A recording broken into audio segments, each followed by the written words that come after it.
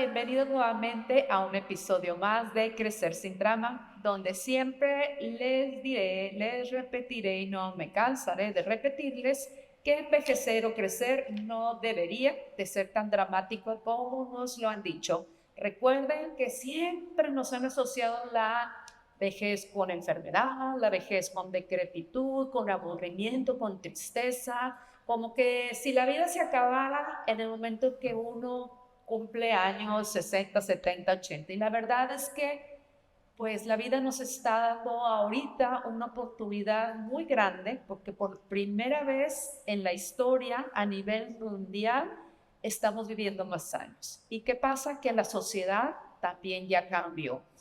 Ahora ya no somos personas que estamos viendo cómo pasa la vida, sino que queremos ser también protagonistas de nuestra propia historia. Entonces, bueno, pues es una oportunidad muy grande para revisar a dónde queremos llegar, cómo queremos envejecer.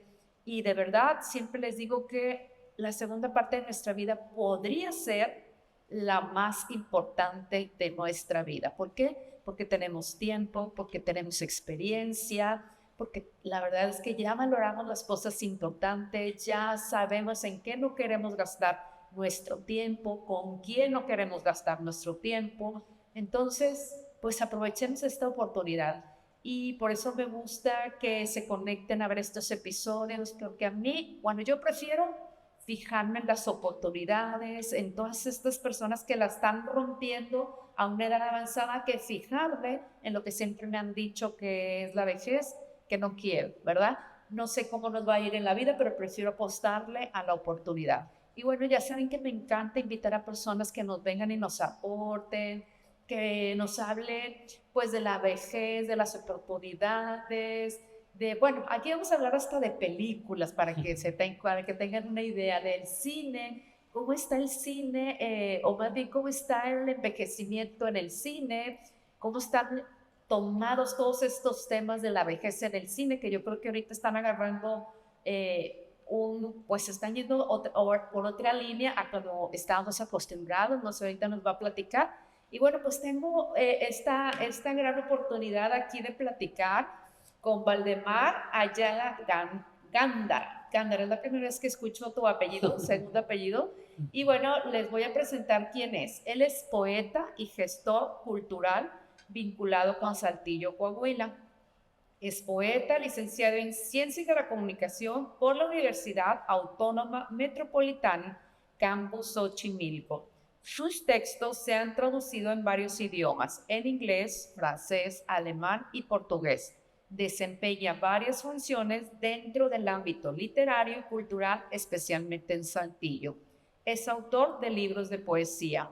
Ha escrito diversos poemarios, entre ellos Juegos Cruzados en el 2005, Cifrada Permanencia de lo Efímero en el 2015, Sanación Agua Creada en el 2016 y ¿Dónde está Más Elegía en el 2021, que es este libro que tengo aquí.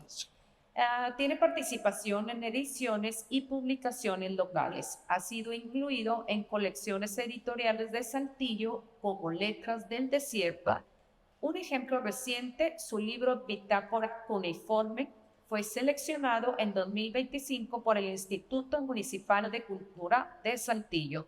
Es coordinador de edición, ha participado en proyectos como Edificios Emblemáticos de Saltillo, en donde escribió sobre la iglesia San Juan Nepomuceno, que forma parte de la colección monográfica de patrimonio arquitectónico de la ciudad.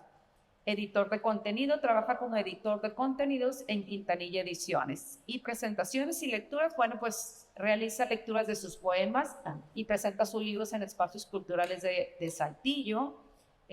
Con respecto a la divulgación de la cultura cinematográfica, ha coordinado diplomados de apreciación y crítica cinematográfica en la Universidad Iberoamericana, Centro de Extensión Saltillo, y clases de ese tema en el TEC de Monterrey, en la Universidad ADC. ¿Cuál es ese? UADC. Universidad Autónoma de Coahuila. Sí. Ok, y en la UANE y en la UNIT, entre otras instituciones. Y bueno, pues bienvenido, Valdemar, ¿cómo estás? Gracias, Josefa. Pues un gusto, de verdad. Yo sé que tu espacio es un espacio muy vital para mostrar esa vitalidad que no se marchita con la edad.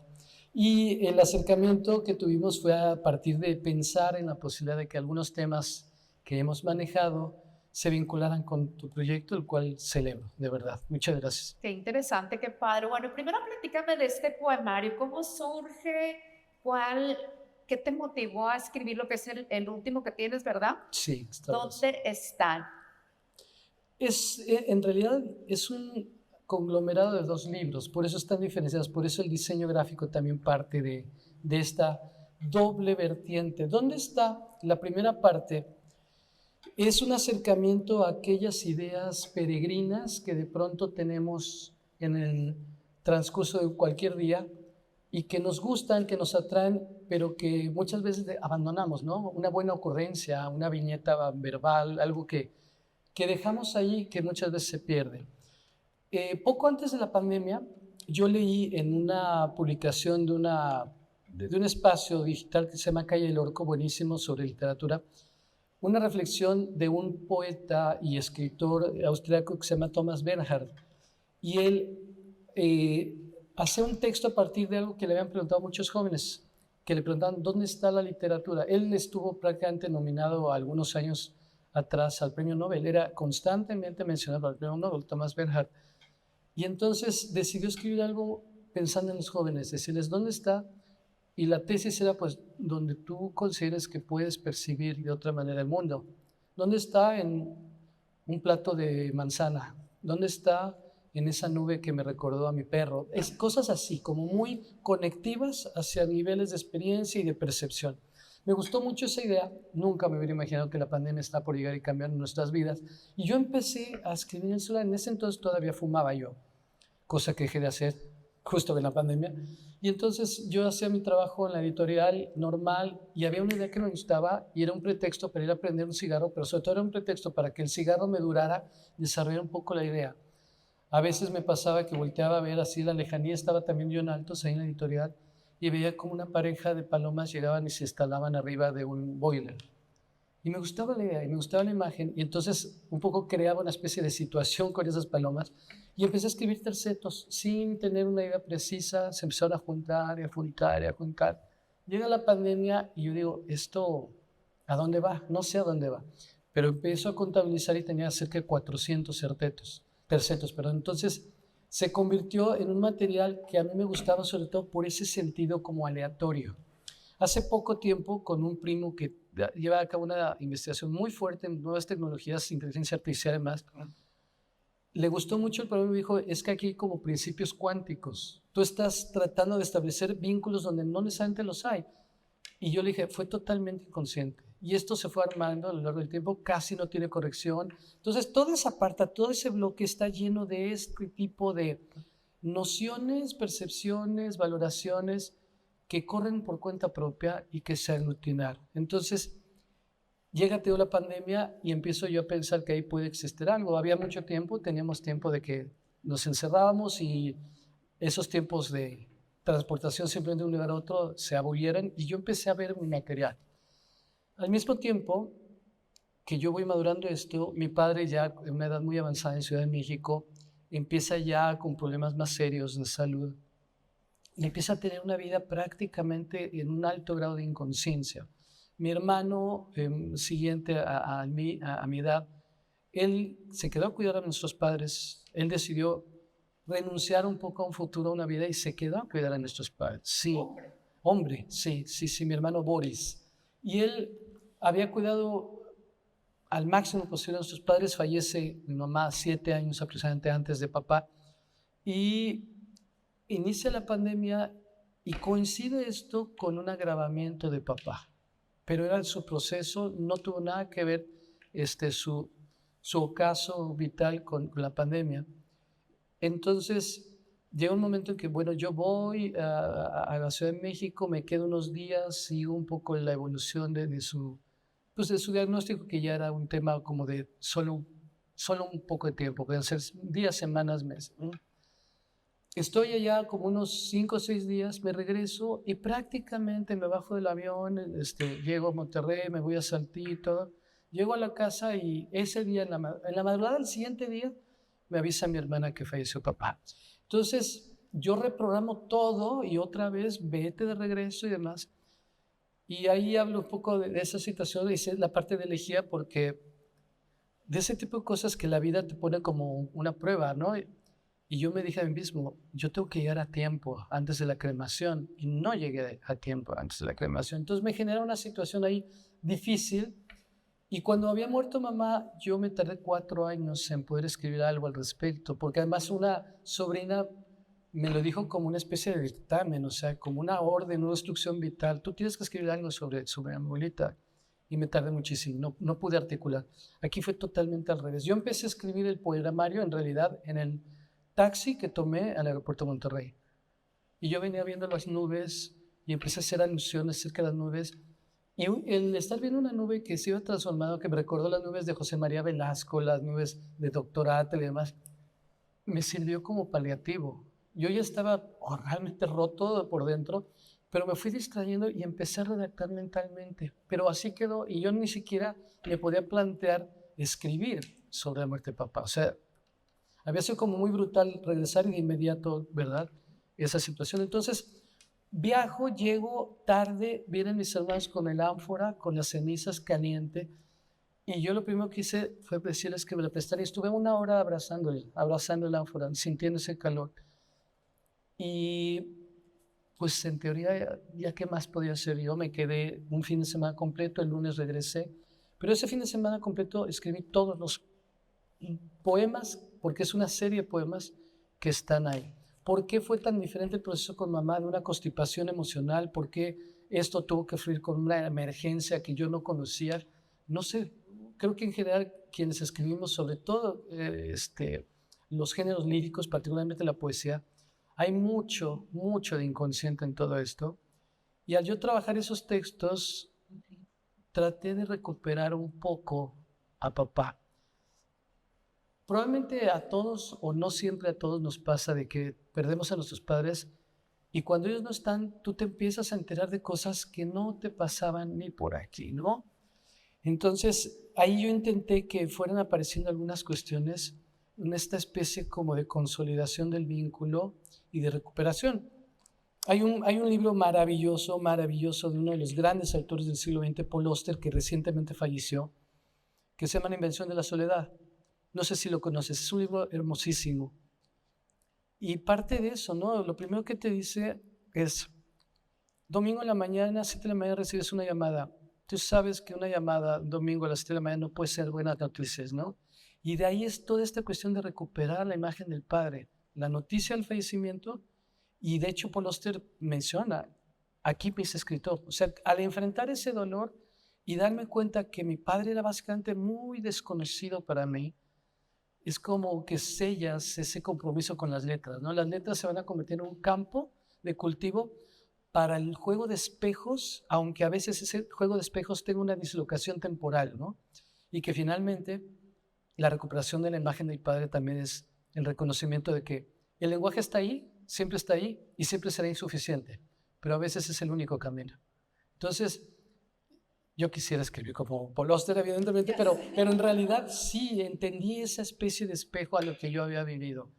Y hay cosas, te digo, que yo me enteré de mi padre que me maravillaron y de alguna manera, lo digo en una parte de esos poemas, es que tratar de recuperar la imagen del padre es como un rompecabezas y cada quien tiene partes distintas a las tuyas, ¿verdad?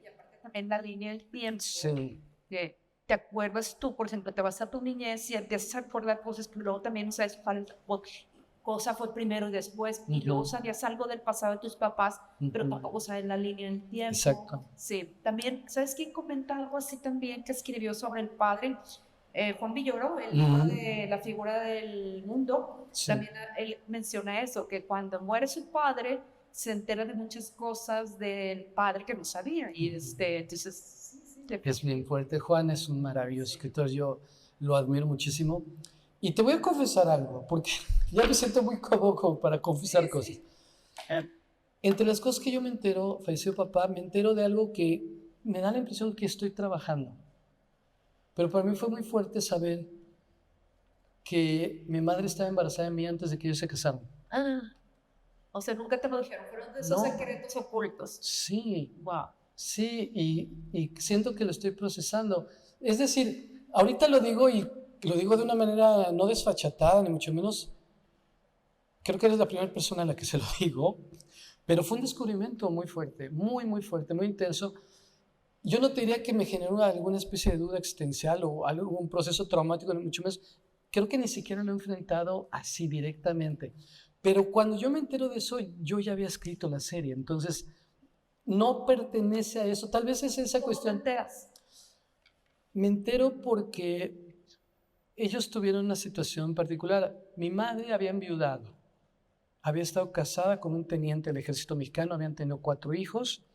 Y después mi padre la conoce en la fábrica Colgate-Palmolive, ella era secretaria y él no tenía la ingeniería, pero estaba trabajando ahí y cayó perdidamente enamorado. La verdad, mi madre era una mujer muy bella y decían que se parecía a Sarita Montiel, imagínate. Entonces sí, era una mujer muy guapa y mi papá le entró a ese compromiso y dijo, yo te acepto con 4 hijos, creo. No fue perfecto el vínculo en ese sentido, hubo mucho desgaste familiar. Yo recuerdo cierto tipo de conflictos en casa, de los cuales he escrito en otros libros. O sea, tienes 4 hermanos mayores que Sí, tú, sí, de mi mamá, sí, exactamente. Y después venimos nosotros, y de hecho nosotros hubiéramos sido 4 porque mi papá se afanó en que fuéramos 4 también. Ahí hay un mensaje muy fuerte, ¿no? Pero el que seguía de mis hermanos, yo soy el mayor de esta, yo siempre digo, perdón, de esta camada. Esta camada. Pues es que sí, Es un poco, ¿no? en Claro. los ranchos de México, sí, así se Así recuerda. es, definitivamente. Y entonces, mi hermano siguiente se llamaba Menelik y falleció a menos de un año. Nació con un problema ahí como un problema cardíaco producto de una gripe fuerte que tuvo mamá. Entonces, ya finalmente nunca logró mi papá tener 4 hijos con mamá. Entonces, yo supongo que para su autoseguridad era importante eso, pero no se dio. Entonces, bueno, hubo muchas cuestiones así como conflicto. Y pasa el tiempo, fallece papá, yo saco el libro, yo se lo llevo a una de mis hermanas maternas que vive en Querétaro y ella me empieza a contar eso. Y yo así, no inventes, no doy crédito. Y literalmente, ¿por qué nadie me lo dijo? ¿Por qué nadie me lo dijo? Tampoco es algo del otro mundo. Totalmente, totalmente. Como me pasó también, o sea, yo de pronto tengo esos rencores un poco internos con mi familia porque nunca me dijeron que el tumor cerebral que desarrolló mamá, tarde que temprano le iba a costar la vida. Y yo me acuerdo, ¿cuál es el diagnóstico? Ella estaba hospitalizada en un hospital muy bueno en Ciudad de México, el Hospital Español, y me dieron a entender, bueno, paliativos, médicos, pero nunca, ya cuando fallece mamá les digo, ¿qué pasó? Y me dice mi hermano, el que los cuidó, ¿tú ya sabías? No, yo no sabía un carajo, o sea, no me vengan con eso. A mí nadie me explicó, porque yo hubiera tenido otra estación, o sea, yo los tenía allá en Ciudad de México, yo viajaba cada cierto tiempo a cumplir fin de año, cuestiones así, llamadas de cumpleaños, pero hasta yo hubiera buscado la manera, te lo juro, la manera de estar mucho más tiempo con mi madre, porque hay muchas cosas que se quedaron en el tintero. En mi segundo libro, en este poema largo que le escribo a ella, que me consignó mi sobrina, hago un debate interno bien fuerte, porque además yo sí fui como que bien canijo como hijo, o sea, sí era medio bastante tremendo. Y entonces yo no procuré, a mí me encanta cómo se refieren los argentinos, yo no procuré a mis viejos, yo no cuidé a mis viejos, yo siento que yo no los cuidé. Entonces yo tengo ahí un hueco tototote existencial, sinceramente. Tal vez por eso la necesidad de escribir sobre ellos en poemarios distintos y desde luego hacer uso de algo que es absolutamente maravilloso, como es el cine, que es el aparato, el dispositivo narrativo que creo que nos transformó en el siglo XX como civilización. Y yo generar, por ejemplo, ciclos sobre películas de la ancianidad.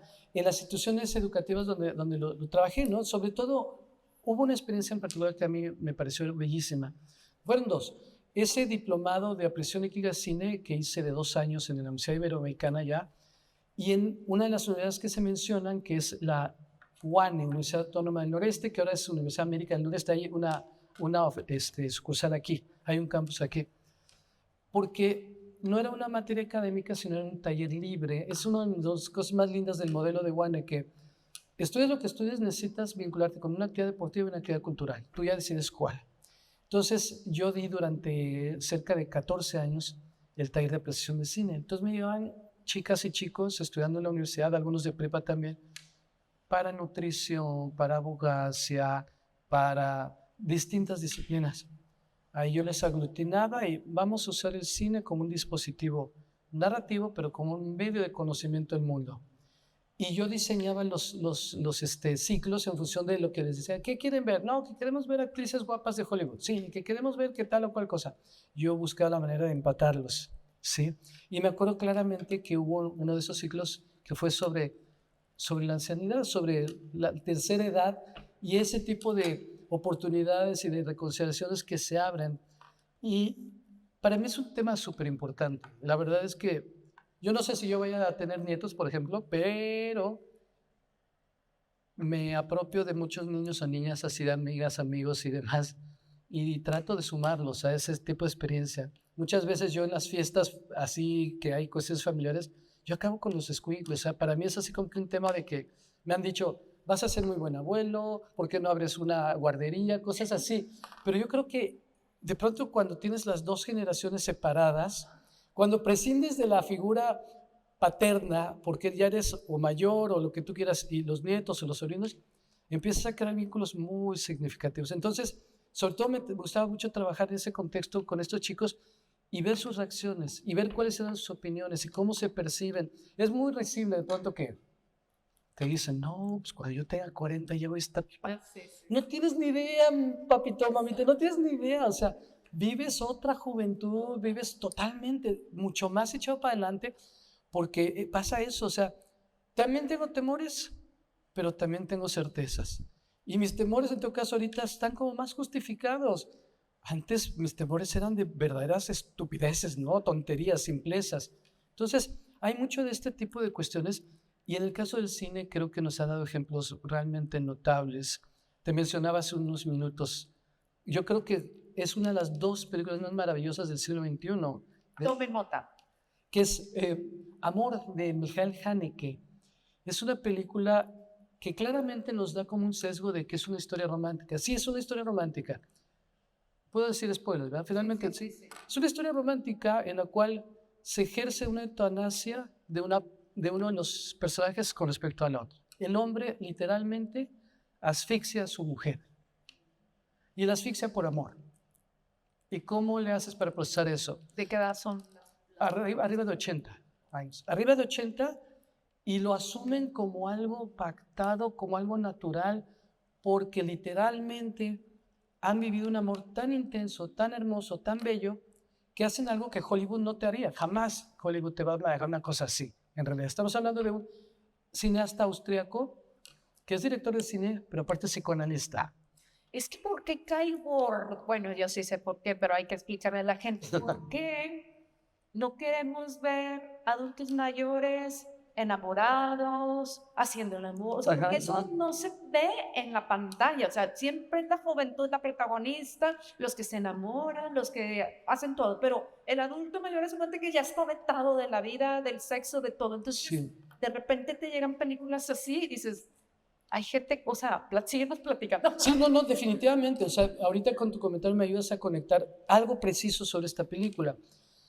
Tal vez ellos mismos, como reflejo de esta discursividad, de esta narratividad social que entroniza la juventud y que le da permiso a vivir ciertos placeres, ciertas esferas, ¿no?, de la existencia. Y en el caso de las personas mayores, literalmente se ponen en riesgo, ¿no? Un poco. No. ¿Cómo vas a tener relaciones íntimas con tu pareja después de los 70 tantas veces? No, te vas a quedar en un viaje ahí, ¿verdad? En un paro cardíaco.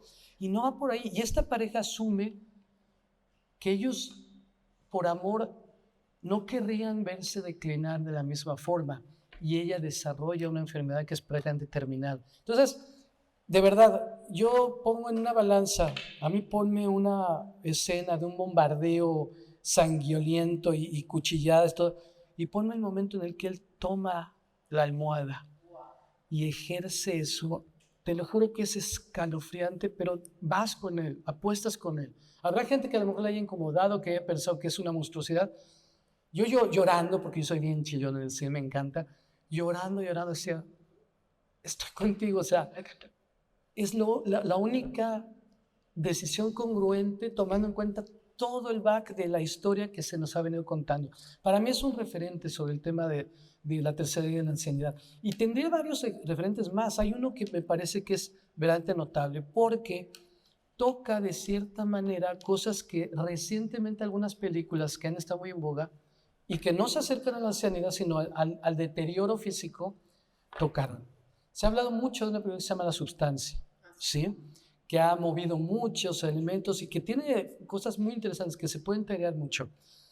Pero, por ejemplo, esta idea de alguien que llega a su cenit y que a partir de ahí ya todo va a ser declive, nos lo contó de una manera absolutamente perfecta en 1954, si no mal recuerdo, Billy Wilder, director austriaco, fíjate, también como Haneke, pero avecindado en Hollywood, haciendo una película que tiene varios nombres. El nombre en inglés es Sunset Boulevard.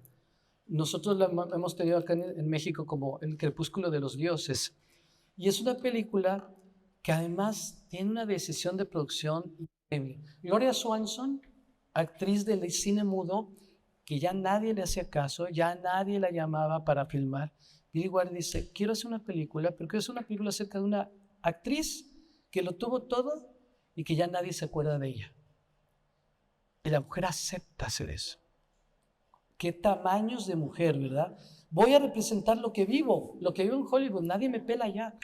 Y lo hace. Y es una película increíble porque William Holden, muy joven, este actor William Holden, es una especie de Vivales, de que, me dijeron que esta señora quiere un libro y quiere una historia y quiere regresar a la gran pantalla. Pues voy a aprovechar y le voy a decir que le trabajo como secretario y le hago su libro y a ver qué obtengo. Estas cuestiones, y el joven, ¿no? De cinismo, de oportunismo, y finalmente la mujer tiene una mansión impresionante, ¿no? En Beverly Hills y todo. Hay una escena que es de las mejores escenas de la historia del cine, yo creo que es de las 50 mejores escenas de la historia del cine, donde ella en su sala le pide a su mayordomo, que lo hace Eric Buxtrongen. Eric Buxtrongen había sido director de ella en sus películas de gran época del cine mudo. Y hace el papel también así del hombre marchito detrás de la gran figura. Casi no dice nada, lo maltratan y todo. Hay un ajuste de cuentas ahí tan impresionante esa película y le pide que proyecte una de sus grandes películas. Y la estás viendo y ella se empieza a posicionar. Y yo voy como tipo María Félix. Y yo soy la gran mujer y voy a regresar con todas las tablas. Y los productores que me cerraron las puertas me van a venir a rogar porque yo soy una estrella de verdad como las de antes. Y el William Holden se diciendo, híjole, ¿y esta señora? Sí, totalmente.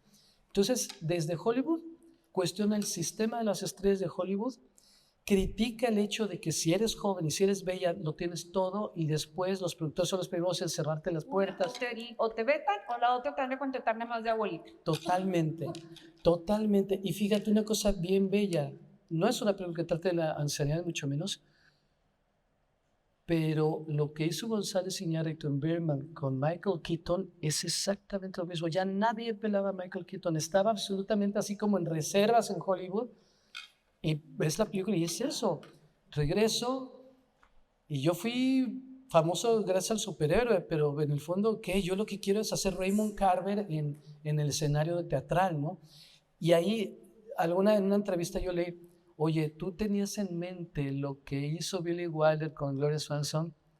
Y la descripción era, González Iñárritu no contestó, solo sonrió. Por supuesto. Es esta cuestión de brindar segundas oportunidades, generar eso que representa una real valoración, ¿no? De que el ser humano, mientras la muerte no llegue, exacto, es un ser lleno de posibilidades. Pero estarás de acuerdo que tienen más oportunidades los hombres todavía en las películas de Hollywood que las mujeres. Ok, ese es muy buen planteamiento porque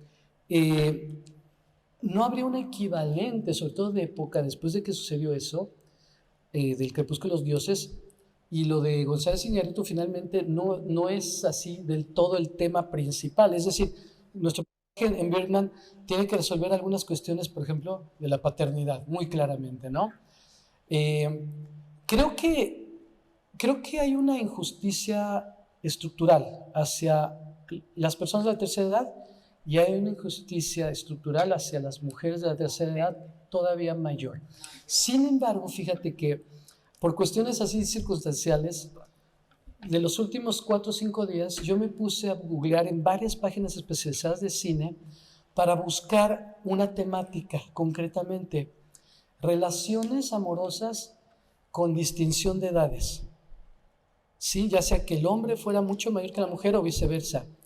Por cada película de el hombre mayor y la mujer muy joven, 5 o 6 al revés. Ese es un tema interesante porque parecería que sí, que en efecto, y que de pronto resulta poco interesante. Creo que hay una explicación al respecto. Siendo historias románticas, la vinculación de un público femenino de cualquier edad, de ver la posibilidad de que una mujer mayor tenga una relación con un hombre más joven, adquiere mayor relevancia y adquiere mayor estima. Es como cuando hablamos, por ejemplo, de literatura, ¿no? Los últimos 15, 20 años, por ejemplo, de la literatura feminista. Y muchas veces así entre amigos de escritores, es que ya no se están cerrando las puertas, solamente quieren escritoras y escritoras jóvenes. Y yo lo que les digo, sí, pero date cuenta que las estadísticas de consumo literario, claramente el género que consume más literatura es el género femenino, incluso aunque no sean historias femeninas o feministas. Entonces, no nos sorprendamos, o sea, ahora sí que, perdón, pero los vatos vamos a ponernos a leer, si eso nos molesta, promovamos la lectura de nuestras historias de masculinidad, pero pues como también la masculinidad está muy frágil, soy el primero en reconocerlo, hay que decirlo. Entonces, esta cuestión de las edades, sí, yo estoy de acuerdo contigo, hay reflejos donde se empatan cuestiones de género, cuestiones de la edad, y sí en particular me parece que en esta reconfiguración de esta feminidad empoderada, afortunadamente yo creo que estas tendencias sí están teniendo que cambiar y algunas muy rápido, muy rápido. Creo que podríamos estarlo esbozando así en distintas áreas, ¿no? Sí, esa parte sí, y lo que sí creo que se está tardando es la feminidad, pero por la edad. De acuerdo. Porque, pues, en Hollywood todavía está mal visto. Tú ves, abres las redes sociales o abres cualquier sitio de notas y la crítica terrible a las mujeres de Hollywood, por ejemplo, que se están dejando las caras. De acuerdo. Entonces me choca que siempre ponen, mira cómo estaba de joven y ahora mira cómo está de vieja. A ver, ¿y qué tiene malo que esté? Pues está vieja porque tienes que envejecer, o sea, sí. No puedes permanecer o no deberíamos de permanecer siempre iguales, pero al hombre se le permite, pues está que no se está bien. Por ejemplo, se pintó el cabello, se tiñó el cabello, este hombre que ya está Brad Pitt y el otro que es muy amigo, Juan, que han salido en muchos videos, George Clooney, que tiene el pelo blanco, ¿verdad? Cuando ya se tiñó el cabello, bueno, yo veía todos los comentarios de que no, que se lo tiñe, parece señora, ¿qué le pasa? Entonces es todo. Y una mujer cuando se deja las canas, una actriz, no, hombre, ya se súper dejada, súper vieja, ya no la contratan en ningún lado. Entonces sí creo que todavía en cuanto a la, como dices tú, de mujeres y hombres a lo mejor se empareja, pero mujeres viejas no, ya, o sea, es bye. Fíjate que me das oportunidad de tocar un tema que para mí es muy importante, y es también el enfoque de los cánones culturales que a nosotros en México, por ejemplo, nos influyen mucho más.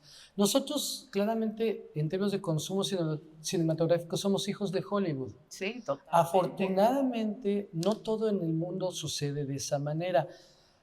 Acabamos de ver una película hermosísima, se llama Cuando cae el otoño, de un director francés que se llama François Ozon. Está en el tour del cine francés que es nacional. Aquí, ojalá la alcances a ver, porque creo que te va a... En Saltillo estuvo hace 2 días, nada más 2 días, pero son programaciones distintas en cada ciudad y de pronto en cada sala. Allá estaba en 2 cines distintos. Búscala, Cuando cae el otoño de François Ozon. Es una película de 2024. Ahí te vas a topar con algo hermosísimo. que vas a celebrar y que vas a disfrutar. Ya por todo lo que estamos platicando me animo a asegurártelo. Vas a ver una mujer empoderada de la tercera edad, ex prostituta. Y la vas a ver vinculada en un contexto de como ajustes de cuentas entre los afectos al interior de una familia, que en realidad son dos familias. Ya no te puedo decir más porque entonces entramos al terreno, Exacto. ¿verdad? Resbaloso de los spoilers. Pero quiero que lo veas, quiero que veas esa historia. Y puedes ver a François Ozon, es un cineasta apasionante, es un cineasta de la feminidad. Ese hombre en toda tiene 23 películas, largometrajes.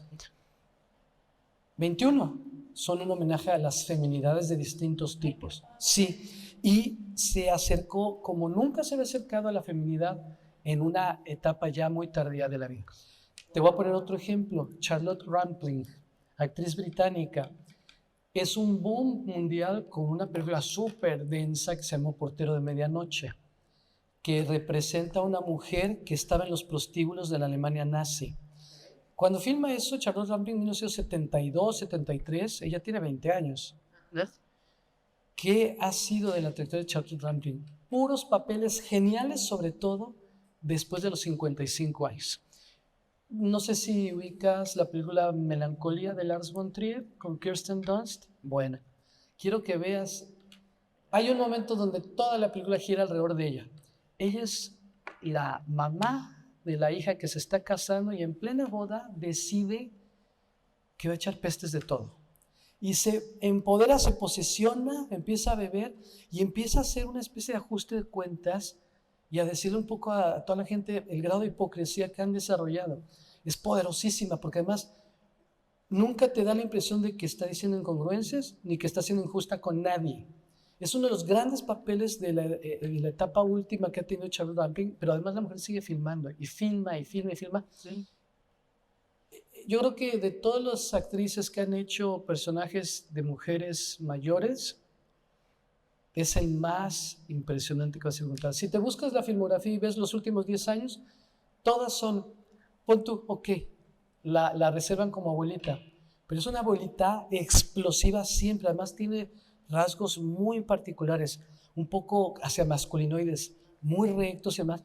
Y es una mujer que tiene una mirada así, tiene unos ojos azules así como que bastante impresionantes, pero ella ha decidido transitar y hacer buena parte de su filmografía más importante siendo una mujer prácticamente anciana, pero con todo el power, con toda la energía, con toda, de verdad, así, con toda esa fortaleza. Entonces, no es un ejemplo del cine estadounidense. Creo que sí, a veces nos encasillamos un poco en eso, sí. Y lo que está sucediendo en otras cinematografías de la manera de presentar la fortaleza de la mujer, incluso en la etapa de madurez, sí nos da buenas noticias, nos trae buenos referentes en ese sentido. Qué gacho, pero Hollywood ha sido el culpable de estereotipar tantas cosas, hasta el mexicano, al colombiano. O sea, piensas en el colombiano y piensas en la imagen que te ha puesto Hollywood, ¿verdad? El mexicano igual, el del sombrero, el nopal y el burro que... Dices tú, qué grueso, pero pues sí, hay más que Hollywood. Definitivamente. Entonces es lo que tenemos que empezar a buscar, o sea, cine más de arte europeo y tienes toda la razón. Yo creo que fuera de Hollywood hay directores que ven a la mujer de diferente manera. Sí, fíjate que otro de esos referentes bien importante es el cine japonés. El cine japonés tiene una relación totalmente diferente. Tal vez entre muchas expresiones del cine japonés, yo te diría, bueno, recientemente hay que seguir a un cineasta que se llama Hirokazu Koreda. En Hirokazu Koreda, en sus constantes, siempre va a haber una mujer anciana que es absolutamente maravillosa, maravillosa. Hay una película que se llama Después de la tormenta. El nieto, la ex nuera, porque ya se divorció del hijo, y el hijo. Un tifón entra a Tokio, lo que iba a ser casi como una cena de compromiso donde llega ya divorciados la nuera, el hijo y llevan al niño, se tienen que quedar una noche porque no hay manera de salir y ves los afanes maravillosos de esta viejita por pero están seguros que no se quieren, o sea, en ese rollo, pero no en un rollo así como tosco, ¿no? Con esa delicadeza oriental, con ese encanto, con esa suavidad, y todo sucede en una noche, mientras la tormenta está afuera, y está la tormenta afuera todo lo que da, y ella está tratando de volver a unir aquello que se rompió, hace cuenta, con una enorme sutileza, y el referente de todo el cine de Hirokazu Koreda es una historia bellísima, esta cosa de las mejores 10 películas de la historia del cine, que se llama Una historia de Tokio, A Tokyo Story, y es una película en la cual ves como la madre, que es además ya abuela, todo orbita alrededor de ella y de pronto muere en el contexto de la visita de los hijos. Y el resto de la película es una especie del duelo que tienen que vivir. Ellos iban por un cumpleaños y acaban velando a la mamá, ¿no? Y es que también Japón, pues tiene como el culto a los ancianos, entonces es otra cultura completamente. He visto varias películas japonesas y mira, yo termino llorando con las películas japonesas, me encantan. Sí, porque tú ves tienen un papel importante los ancianos y en las 100%. familias, incluso en la literatura japonesa. Hace poquito leí uno que se llama Quinteto de Nagasaki, algo así, y obviamente hablan mucho de este vínculo familiar, de cómo la mamá sigue viviendo con las familias, y el cuidado y ese respeto que le tiene la nieta, la abuela, y sigue sus consejos. Y el otro día también iba en el avión, ¿te acuerdas dónde iba? Y me eché una película japonesa que al final dura mucho, que también una señora que empieza a publicar libros, creo que a los 80 y tantos o 90. Entonces dices, qué padre. Totalmente. Me encanta. Entonces, sí, la verdad es que debe de haber muchísimas películas así, a lo mejor no tan conocidas, hay que voltear. Sí. México, ¿qué está haciendo en cuestión de cine con la ancianidad? Fíjate que casi yo tendría que irme como un par de décadas atrás para recordar algunas cuestiones, algunas producciones. Hay desde luego algunas películas que marcaron una cierta pauta, incluso de humor negro, de vincular a lo que puede ser una señora, una mujer ya grande, a situaciones a cierto punto como peligrosas, riesgosas, pero que de alguna manera la afirman, ¿no? Estoy tratando de pensar en una película relativamente reciente donde haya una personificación importante de un personaje femenino de tercera edad o incluso masculino, llegado al punto, ¿no? Por ejemplo, hay un personaje que a mí me importa mucho, que me parece que la película es un parteaguas en el cine nacional de los últimos 20 años, 25 años, y que ese personaje, que definitivamente está caracterizado en un rango de edad arriba de 65 años, me parece muy importante. Es el personaje del mendigo en Amores Perros. Ay, claro, por supuesto. Es de un poder, porque además te das cuenta de que muchas veces es la última oportunidad de resarcir heridas hacia atrás en el núcleo familiar, hacia los hijos, literalmente renunciar a la vida, inventarte una vida alterna, que en ese caso, que es un poco también lo que hace Ozon en su cine, no necesariamente las buenas decisiones son las más morales, ¿no? De hecho, en una entrevista, François Ozon sobre esta última película dice eso. Una de las ideas que a mí me interesaba es que nos quede claro que a veces las buenas decisiones moralmente no son impecables, no son las mejores, ¿no? Creo que el personaje en Amores Perros, este personaje, no recuerdo el nombre de pila que tiene, tú lo vas valorando, identificando, es enigmático, es un sujeto urbano, es un abandonado de todo, es como sus perros, ¿no? Es como su jauría, pero cuando ves lo que hace, cómo lo hace y las razones por las cuales, y que es literalmente pedirle perdón, pedirle disculpas a su hija y tratar de cerrar ese círculo, esa gestalt, ¿no? A mí me parece muy emotivo, muy, muy emotivo. Yo tendría también una película que para mí resulta súper emblemática y es muy antigua, que es Una familia de tantas, de Alejandro Galindo. Una familia. Con Fernando Soler, sale David Silva, ¿te acuerdas de ese galán del cine mexicano, David Silva? Que tiene un personaje absolutamente maravilloso. ¿Quién más hay? Creo que Mapi Cortés, pero David Silva es la amenaza que viene de fuera. Es una familia porfirista, pero estamos hablando de los años 40 en México, en plena Ciudad de México, y el personaje de Fernando Soler tiene ahí a don Porfirio Díaz en la sala de la casa como si fuera el abuelo, y no, pues la devoción, ¿no? Y David Silva tiene un personaje maravilloso porque es un vendedor de aspiradoras. Es la amenaza que viene de fuera, que irrumpe ahí porque él quiere vender aspiradoras, conoce a la hija, se enamora, la hija también se enamora y empiezan a tener una especie como de amorío alrededor de la casa hasta que me los cachan y se arma un merequetengue. Es de mis 10, no, de mis 5 películas favoritas del cine mexicano de todos los tiempos. La necesitas ver porque es una delicia. Una familia de tantas. Sí, yo creo que sí, debe de ser. Es un clásico absoluto. Veíamos todas las películas. Sí, o sea, yo la vi por primera vez, la agarré empezada en el Canal 2, una cosa así. Ya después investigué, la descubrí, me la compré en DVD y no sabes. Y eso es muy lindo porque yo la puse, por ejemplo, no sé, hace 10 años en Aguane.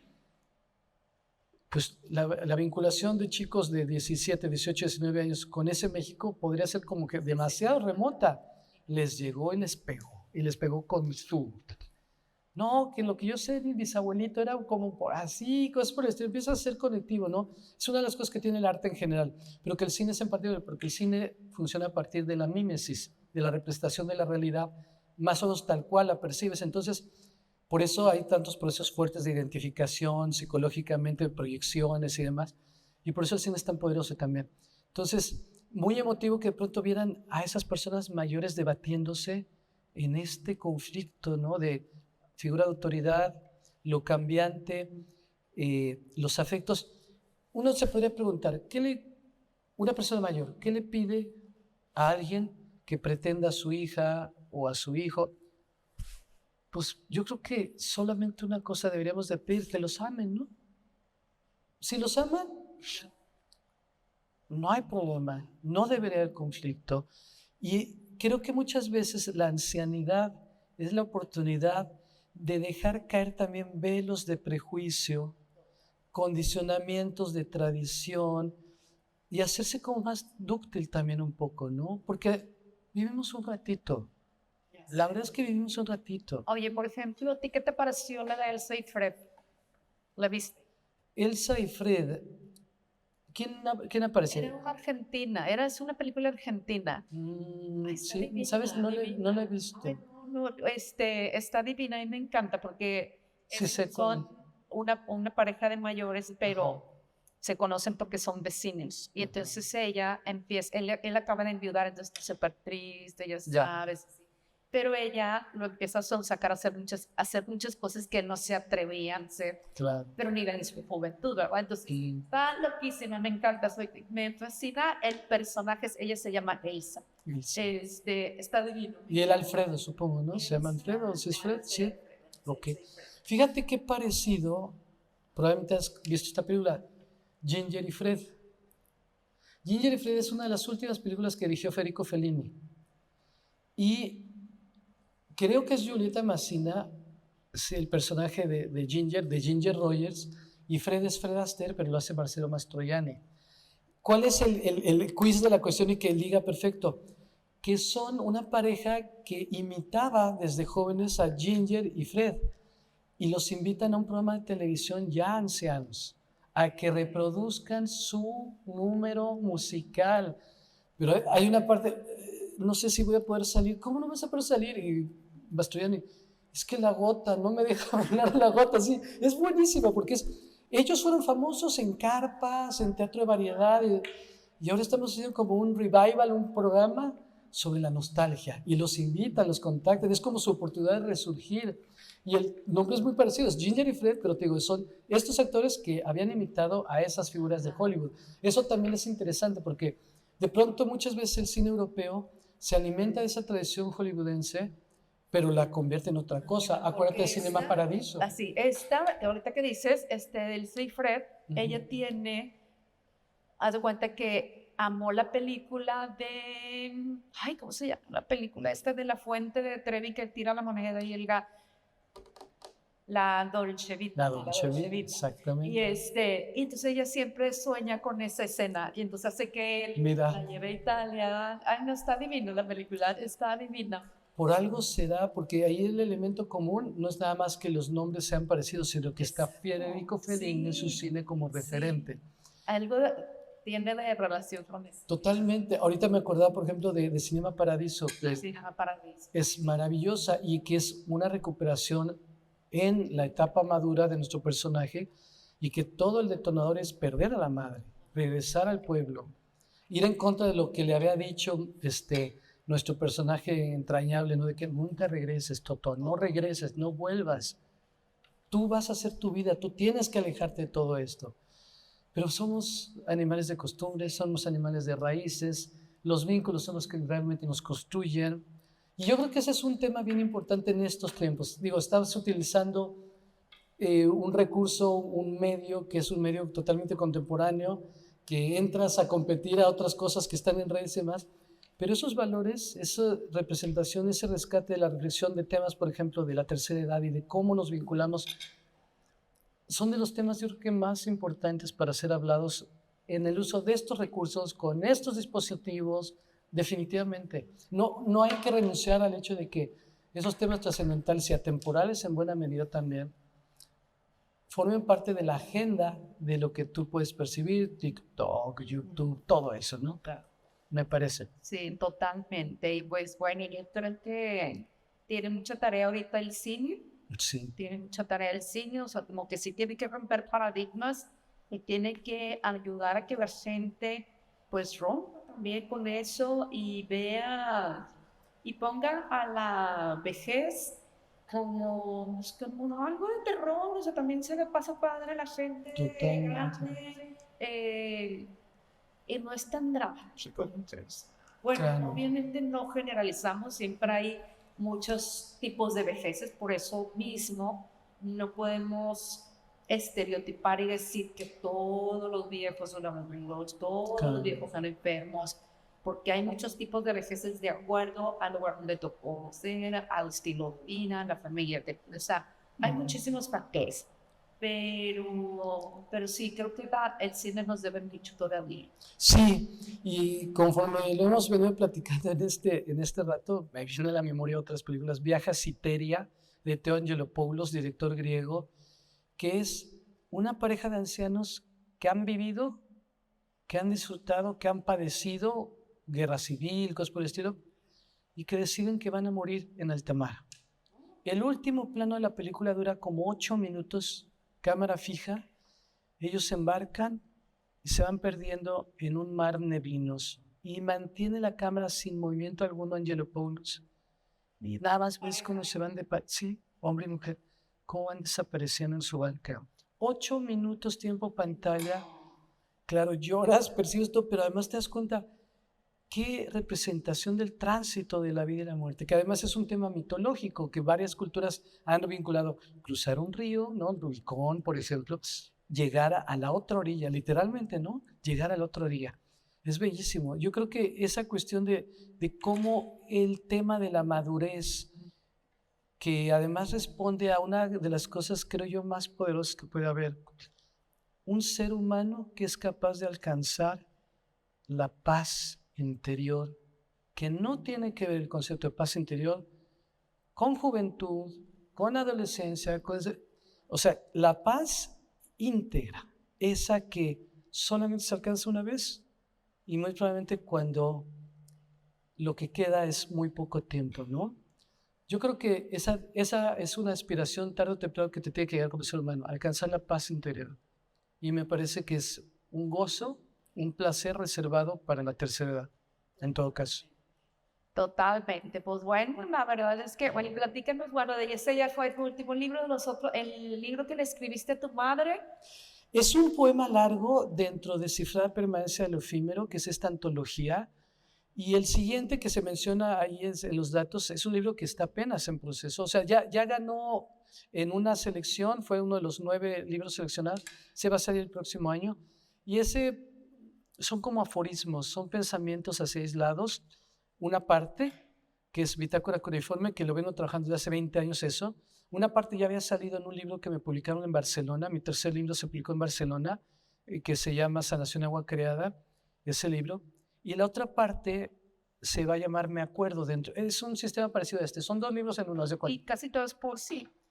Ahí son pensamientos, hay un poco aislados, son como aforismos, pero me interesa mucho en particular Me Acuerdo porque se vincula un poco con los temas que tú tratas, porque es el acto de la memoria, lo mnemonístico de me acuerdo de cuando era niño tal, me acuerdo. Y está basado en 2 libros que conocí que se llaman Me Acuerdo, de que uno influyó al otro. Ahí sí fue al revés, fíjate.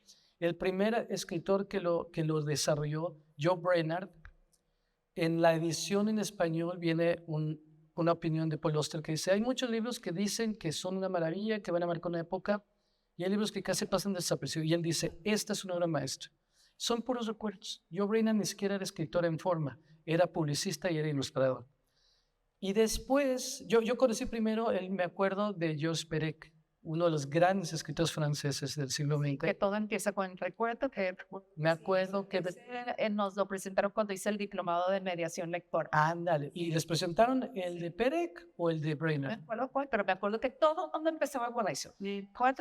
Sí, los dos siguen el mismo sistema, pero yo me fui de espalda porque yo conocí primero el de Perec. Perec es un escritor demasiado importante en el siglo XX. Y cuando veo el libro de Joe Brainerd, viene esa opinión de Paul Auster y después abajo viene, este libro es tan bueno que merece ser imitado, Georges Perec. Resulta que Perec, superestrella literatura del siglo XX, se inspiró en el libro de Brainerd. Y entonces yo decidí que yo iba a hacer me acuerdo, sí, y con una devoción absoluta.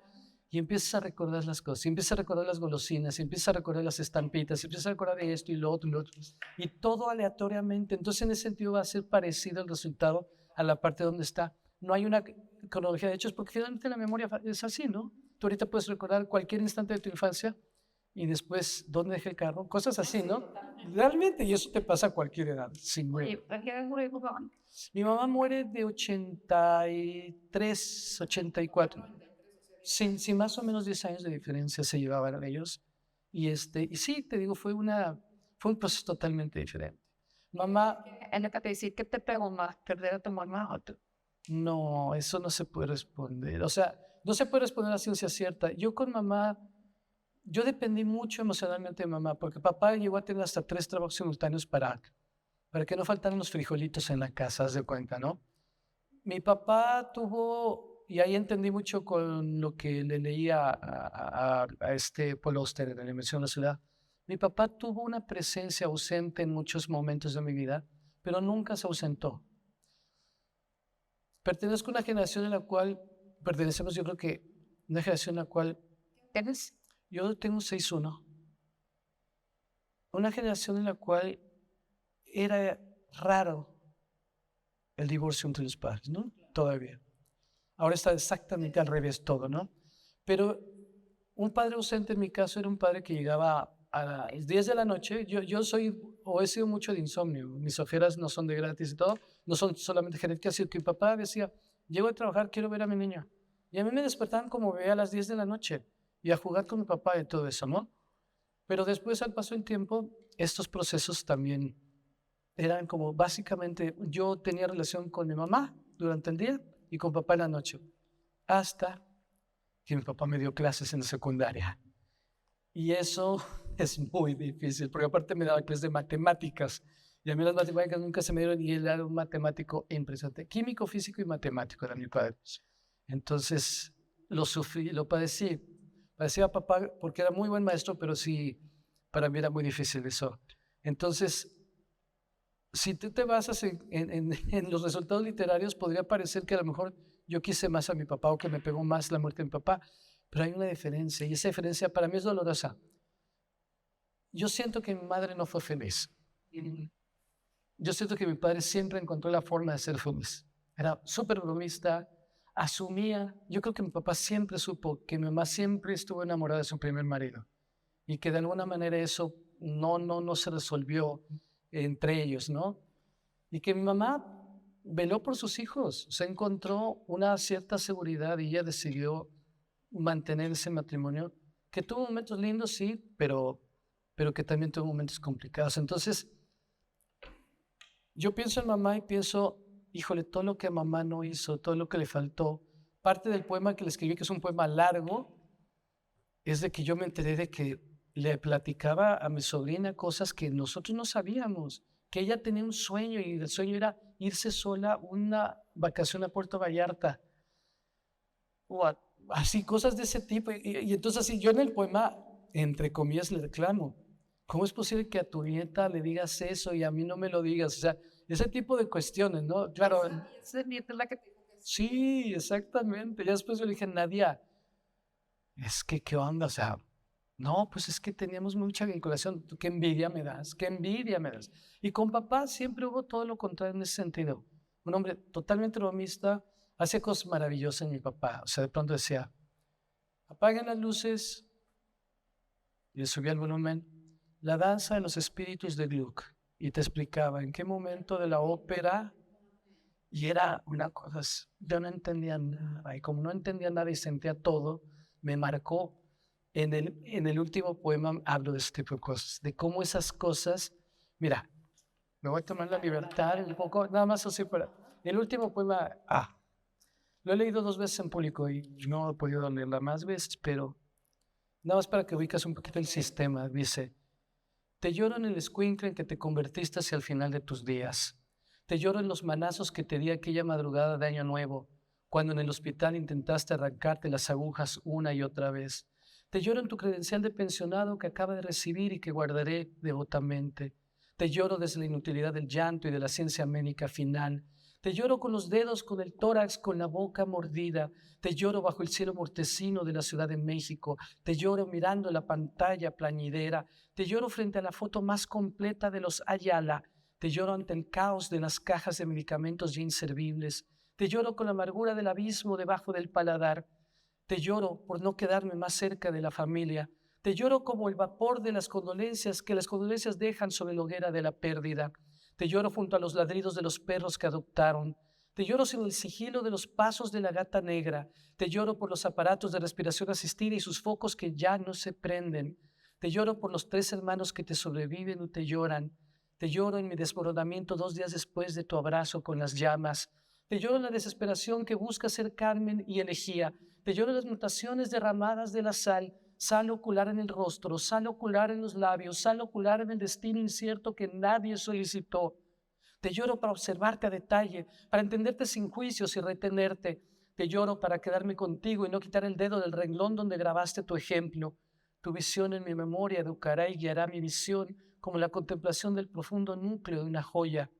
Te lloro en todos los tiempos y conjugaciones para llegar hasta ti y no gritar ni mentársela a los padres celestiales. Te lloro para quedarme a tu lado, para alabarme al llorarte en el desequilibrio que me infantiliza sin que lo pueda evitar. Te lloro, Padre, te lloro, sale en el rostro, llevo y emana porque te lloro sabiendo por qué.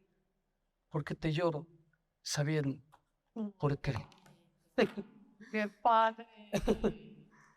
Muy, muy bonito, qué bárbaro, felicidades. Gracias. Interesante.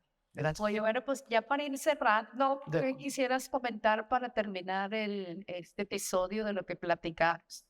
Yo diría que todas las personas, independientemente de la edad que tengan todavía sus viejos, sean padres, sean abuelos, aprovechen. No se van a arrepentir de abrir la oportunidad de esa comunicación para que no se enteren después por terceros, de verdad, y para que lo tengan de viva voz.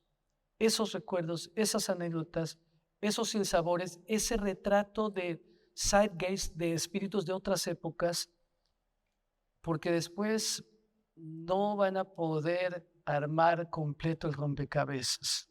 Venimos de quienes nos precedieron, les debemos todo, créanme.